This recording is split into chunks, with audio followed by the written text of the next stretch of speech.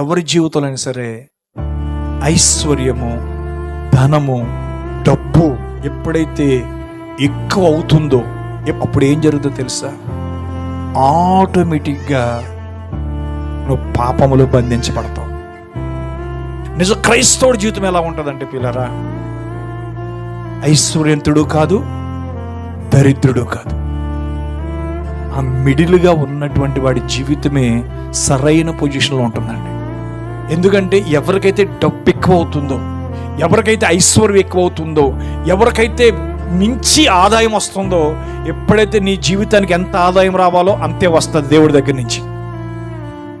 అంతకంటే ఎక్కువ నీకు వస్తుంది అని అంటే నువ్వు పాపాన్ని మూట కట్టుకుంటున్నావు అని అర్థం. అది మీకు ఇప్పుడు అర్థం కాదు, లేకపోవడం వల్ల మాకు లేదు అనుకుంటున్నా. లేనప్పుడుండే విశ్వాసం కలిగిన తర్వాత ఉండదండి. డబ్బు ఎక్కువైతే పాపపు ఆలోచనలు వస్తాయి.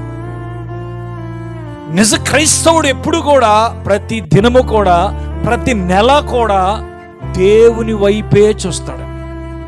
కనుచూపు మేరలో ఉన్నదంతా నాదే, బ్యాంక్ బ్యాలెన్స్ అంతా నాదే, ఈ బంగారం అంతా నాదే అనుకున్నవాడు ఎప్పుడు దేవుని వంక చూడడు.